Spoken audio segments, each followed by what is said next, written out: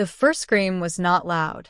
It was described as a low, broken sound, like air being forced through a throat that no longer remembered how to speak. According to a handwritten note later recovered from a parish archive, the sound came from a locked bedroom in a small Midwestern farmhouse, sometime after midnight, in the winter of 1912. No one entered the room that night. They waited until morning. By then, the girl inside had stopped screaming. Her name, according to baptismal records, was Anna Ecklund. She was 14 years old. Church documents would later describe her as reserved, obedient, and unusually devout for her age. Neighbors remembered her as quiet, with a habit of lowering her eyes when spoken to. There was nothing outwardly remarkable about her childhood. No violent incidents. No reported trauma. No signs of mental illness in the family history that doctors could identify. Yet within 2 years, multiple priests would refuse to enter a room alone with her. And decades later, senior clergy would order large portions of her case files destroyed by fire. Not archived. Not sealed. Burned. The earliest signs did not look supernatural. They looked human. Witnesses later reported that Anna began suffering from persistent headaches and stomach pains shortly after her 13th birthday. She complained of nausea during meals and unexplained fatigue. Her mother believed it was a growth-related illness. A local physician diagnosed anemia and prescribed rest. The symptoms did not improve. Anna stopped eating meat, then bread, then most solid food altogether. She claimed that swallowing made her throat feel as if it were tightening from the inside. Her weight dropped rapidly. By winter, she was fainting several times a week. Medical notes from the period describe her condition as psychosomatic. One doctor suggested hysteria, a diagnosis commonly applied to young girls at the time when no clear cause could be found. But there were details the doctors did not write down. Anna began waking at exactly 3 a.m. every night. Not approximately. Exactly. Her mother later testified that the girl would sit upright in bed, eyes open, breathing shallow, staring toward the corner of the room where the ceiling met the wall. When spoken to, she did not respond. When shaken, her body was rigid, as if locked in place. After several minutes, she would lie back down and resume breathing normally. In the morning, she remembered nothing. Then came the aversion. According to church correspondence dated March 1913, Anna began reacting violently to religious objects. When her mother attempted to place a rosary in her hand, the girl recoiled and screamed as if burned. Holy water caused her skin to redden in patches, though no chemical explanation was found. The family priest initially dismissed these reactions as fear-induced responses. He advised prayer, fasting, and supervision. That advice would later be quietly retracted. By summer, the changes became harder to explain away. Anna's voice altered. Witnesses described it as deeper, strained, and occasionally layered, as if two tones were speaking at once. During episodes, she used language her parents insisted she had never been taught. Latin phrases appeared suddenly, spoken with unfamiliar pronunciation but correct structure. When confronted afterward, Anna denied ever speaking. She began to show knowledge she should not have had. During one visit, the parish priest reportedly thought a silent prayer to himself. Without warning, Anna turned her head and answered it aloud. That incident was not included in the initial report. It was added months later, in a different hand, after the priest requested reassignment. The family sought further medical evaluation. Anna was transported to a larger town for observation. Over several weeks, she underwent examinations by multiple physicians. No seizures were recorded. No tumors detected. No neurological irregularities found that could account for her symptoms. One doctor noted that her pulse remained stable during violent outbursts, an unusual finding given the physical strain she appeared to be under. Another physician documented something stranger. During an episode, Anna reportedly lifted herself off the examination table, arching her back while her shoulders and heels remained in contact with the surface. No visible support. No tremor in her limbs. The doctor described the posture as mechanically impossible without training. When asked how she was doing it, Anna laughed. The laughter was described as unfamiliar. The medical team recommended institutional care. The family refused. They returned home. Within weeks, the disturbances escalated. Objects moved without contact. Furniture shifted slightly when no one was near. Scratching sounds came from inside the walls at night, but inspections found no animals. The smell of sulfur was reported intermittently, though no source could be identified. Most disturbing were the marks. Anna began waking with scratches on her arms and torso, arranged in deliberate patterns. Some appeared fresh. Others were older, layered beneath newer wounds. She claimed no memory of how they occurred. Her parents began locking her bedroom door from the outside. This decision would later be criticized by clergy, but at the time, the family believed they were preventing her from harming herself. According to a neighbor's statement, the screams returned shortly after the door was locked. This time, they were louder. Anna began shouting accusations at unseen figures. She named sins her parents had never spoken aloud. She described events from their past with unsettling accuracy. Private confessions, given years earlier to different priests, were repeated word for word during her episodes. One attending priest wrote that he felt observed while in the room, even when Anna was unconscious. Church involvement became unavoidable. The diocese assigned a senior priest to evaluate the case. His initial assessment was cautious. He documented signs consistent with severe psychological distress and warned against premature conclusions. That caution did not last. During a private blessing, the priest placed a crucifix near Anna's chest. According to his testimony, her body reacted before the object touched her skin. She convulsed violently, eyes rolling back, teeth clenched so tightly that blood appeared at the corners of her mouth. A voice emerged that was not hers.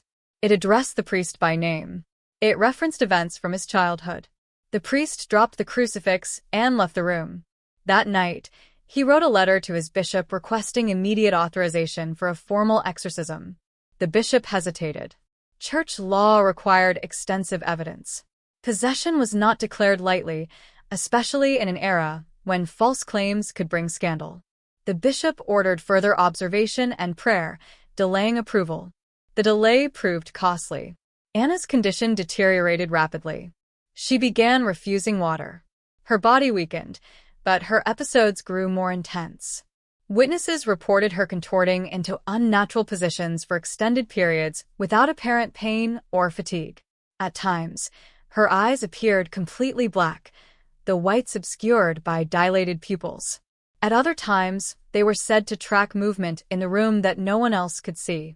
On one occasion, a visiting nun fainted after Anna whispered something into her ear. The content of that whisper was never recorded. In early 1914, authorization was granted. The exorcism was scheduled to take place in the family home, away from public attention. Only essential clergy would be present. Medical supervision was requested, but declined by the family. The attending priest documented the room carefully. Windows sealed. Religious icons placed strategically. Holy water prepared. The ritual Romanum opened and marked. Anna was restrained to the bed using cloth bindings. At the beginning of the rite, she appeared calm. Too calm. Her breathing slowed. Her expression softened. The priest noted a faint smile on her face as he began the prayers. The reaction was immediate. Anna's body jerked violently against the restraints. The bed frame groaned under the force. A scream erupted that witnesses later described as inhuman, lasting far longer than her lungs should have allowed. The voice that followed spoke with clarity. It mocked the prayers. It recited passages of scripture backward. When the priest commanded the entity to identify itself, Anna's head snapped toward him with sudden force. She smiled. Then she spoke a name. Not a demon. A human name. One that belonged to a member of the clergy present in the room. The temperature dropped sharply. Witnesses later claimed they could see their breath. The priest hesitated. That hesitation would later be cited as a critical moment. The exorcism was suspended. Anna collapsed into unconsciousness, her body limp, pulse shallow. For several minutes, it was unclear whether she was still alive. She survived the night. But the priest did not return. Within days, the diocese reassigned him without explanation. His notes were collected and sealed. Another priest was appointed to continue the case. This pattern would repeat. Over the next several years, multiple exorcisms were attempted in different locations. Each priest documented escalating resistance, increasing knowledge displayed by the entity, and psychological strain on those involved. One priest reportedly suffered a breakdown and left the clergy entirely. Another died unexpectedly less than a year after participating, though no official connection was made. By the time Anna was moved to a secluded convent under church supervision, her name had already been altered in records to protect the institution from scrutiny. It was there, behind stone walls and locked doors, that the most disturbing events occurred. And it was there that the decision to destroy the records would eventually be made. On the night Anna arrived, the convent bells rang without being touched. The sisters gathered in silence, listening as something heavy moved across the upper floor. Anna had not yet been carried to her room. The sound stopped abruptly. Then a single knock echoed from inside the chapel. Slow, deliberate, and coming from behind the altar. In early 1914, authorization was granted. The exorcism was scheduled to take place in the family home, away from public attention. Only essential clergy would be present. Medical supervision was requested, but declined by the family. The attending priest documented the room carefully. Windows sealed. Religious icons placed strategically. Holy water prepared. The ritual Romanum opened and marked. Anna was restrained to the bed using cloth bindings. At the beginning of the rite, she appeared calm. Too calm. Her breathing slowed. Her expression softened. The priest noted a faint smile on her face as he began the prayers. The reaction was immediate. Anna's body jerked violently against the restraints. The bed frame groaned under the force. A scream erupted that witnesses later described as inhuman, lasting far longer than her lungs should have allowed. The voice that followed spoke with clarity. It mocked the prayers. It recited passages of scripture backward. When the priest commanded the entity to identify itself, Anna's head snapped toward him with sudden force. She smiled. Then she spoke a name. Not a demon. A human name. One that belonged to a member of the clergy present in the room. The temperature dropped sharply. Witnesses later claimed they could see their breath. The priest hesitated. That hesitation would later be cited as a critical moment. The exorcism was suspended. Anna collapsed into unconsciousness, her body limp, pulse shallow. For several minutes, it was unclear whether she was still alive. She survived the night. But the priest did not return. Within days, the diocese reassigned him without explanation. His notes were collected and sealed. Another priest was appointed to continue the case. This pattern would repeat. Over the next several years, multiple exorcisms were attempted in different locations. Each priest documented escalating resistance, increasing knowledge displayed by the entity, and psychological strain on those involved. One priest reportedly suffered a breakdown and left the clergy entirely.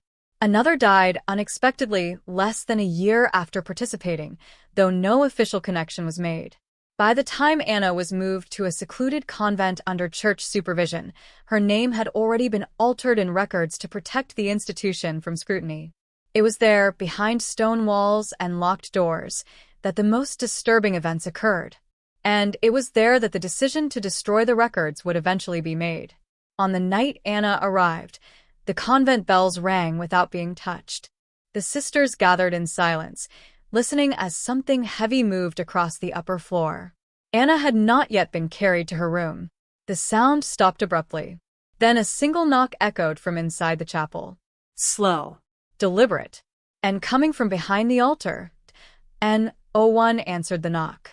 According to convent logs, the sisters stood frozen in the chapel doorway, watching the altar in silence. The knock came again, heavier this time, as if struck by a closed fist against solid wood. There was no one behind the altar. The space had been checked minutes earlier. No hidden passage. No hollow wall. Anna had not yet crossed the threshold of the chapel. When the sound came a third time, the Mother Superior ordered the bells rung for prayer. The moment the bells began, the knocking stopped. What followed was not silence, but something worse, a faint sound of breathing, slow and deliberate, echoing from within the sanctuary. The records note that one sister reported smelling decay, though nothing in the room had changed. Anna was carried upstairs. From that night forward, the convent became a place of constant vigilance. Windows were sealed. Corridors were locked after dusk. The sisters rotated shifts to ensure that Anna was never left alone, not because they feared for her safety, but because they feared what happened when no one was watching. Her condition appeared to stabilize at first. For several weeks, Anna remained subdued. She ate small portions. She slept through the night. She participated in prayers without incident. The clergy overseeing her case allowed themselves cautious optimism. That optimism would later be described as a mistake. The change began subtly. Sisters reported that Anna no longer slept in a normal posture. Each morning, she was found lying perfectly straight, arms folded across her chest, eyes open. She did not blink when spoken to. She did not respond until physically touched. When asked how long she had been awake, she answered calmly, "Longer than you." She began requesting confession several times a day. During these confessions, she spoke not of her own sins, but of others. She detailed transgressions belonging to the sisters, some trivial, others deeply personal. Information that had never been shared aloud was spoken with unsettling precision. One sister fainted during a confession and later requested immediate transfer. The attending priest documented an increase in verbal hostility toward religious authority. Anna questioned doctrine with confidence, citing obscure theological debates. She challenged the priest's interpretations, correcting him on passages he had studied for decades. At night, chanting was heard from her room, not prayers. Witnesses described the sounds as rhythmic, structured, and foreign. Attempts to identify the language were unsuccessful. When the door was opened, the chanting ceased instantly. Anna would be sitting upright on her bed, hands folded, smiling. The second formal exorcism was approved shortly thereafter. This time, it was conducted in the convent chapel. Multiple priests were present. Medical personnel stood by, though they were instructed not to intervene unless Anna's life was in immediate danger. The sisters were ordered to remain outside. The doors were locked. The rite began with the litany of the saints. Anna listened quietly. Her breathing slowed. Her smile faded. When the first command was spoken, her body stiffened. The restraints tightened as her muscles contracted with sudden force. The candles flickered violently, though no draft was present. The voice that emerged was calm, measured. It addressed each priest in turn, commenting on their doubts, their fears, their unspoken thoughts. One priest later testified that it described a dream he had never shared with anyone. When commanded to leave, the voice laughed. It stated that it had been invited. That statement was recorded, then crossed out in later copies. As the prayers intensified, Anna's body began to lift from the floor. Not abruptly, slowly. Witnesses reported that her back arched unnaturally as her feet left the ground. The restraints held, but they strained audibly. The medical observer noted that her heart rate remained steady throughout the event. When holy water was applied, it evaporated on contact. The priests continued. The voice changed. It grew louder, layered, echoing within the chapel. At one point, it began singing, a hymn, distorted but recognizable, its lyrics altered in subtle ways that twisted the meaning. Then, suddenly, Anna screamed. This scream was different. Witnesses described it as her voice, raw and terrified. She begged for the prayers to stop. She cried out for her mother, for forgiveness, for release. The priests hesitated. The hesitation lasted seconds. That was enough. The voice returned and raged.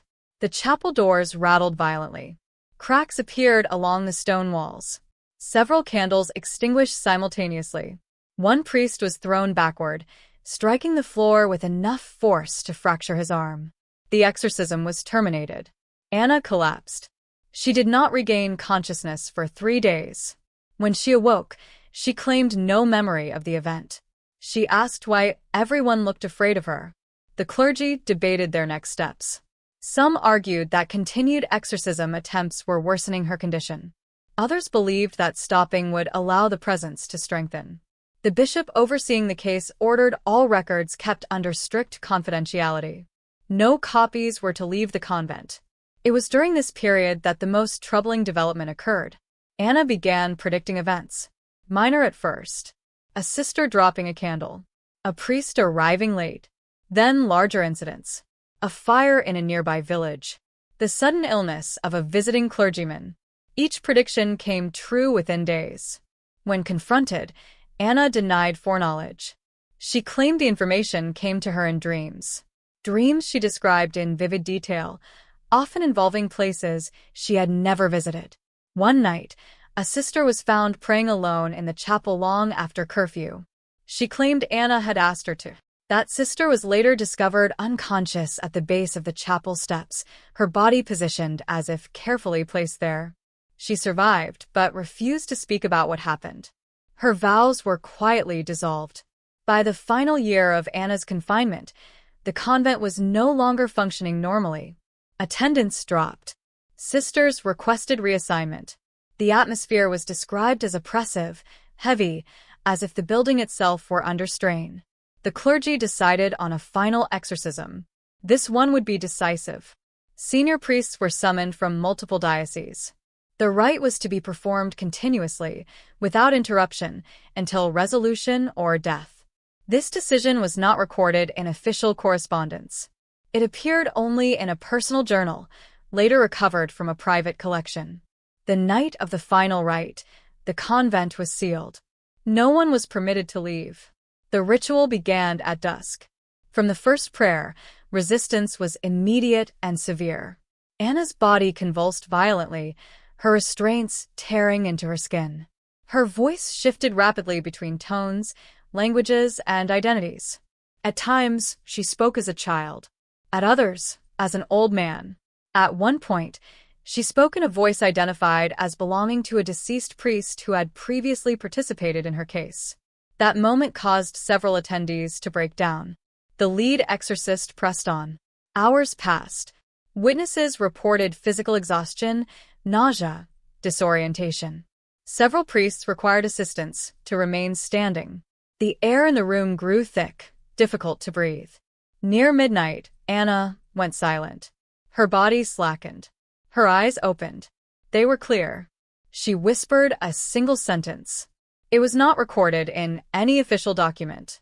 According to one surviving priest, it was a warning. Moments later, the candles extinguished. Total darkness filled the room. In that darkness, something moved. Not Anna. Something else. The priests shouted prayers blindly. Furniture scraped across the floor. One man screamed as if struck, then fell silent. When the lights were restored, Anna lay motionless on the floor. The presence was gone. So was one of the priests. No body was ever found. Anna survived. She was weak, emaciated, barely conscious. Over the following weeks, she gradually regained strength. The violent episodes ceased. The aversions disappeared. She accepted religious objects without reaction. Doctors declared her stable. The church declared the case resolved. Anna was relocated under a new identity. The convent was closed shortly thereafter. And then came the order. Senior clergy convened in private. They reviewed the case files, the testimonies, the journals, the recordings. According to a surviving memorandum, the decision was unanimous. The records were deemed too dangerous to preserve, not because they disproved doctrine, but because they suggested something far worse. That the entity had not been expelled, that it had achieved its purpose, that the rituals themselves had served as a conduit. The documents were gathered. The names were redacted. The journals were removed from their bindings. And one night, in the courtyard of the abandoned convent, the records were burned. Anna Ecklund lived the rest of her life in obscurity. She never spoke publicly about what happened. Those who encountered her later described her as gentle, distant, deeply reserved. But one detail appears repeatedly in secondhand accounts. She never entered a church again. And those who stood too close to her for too long reported the same sensation. A pressure. A sense of being watched. As if something had survived. And was still listening.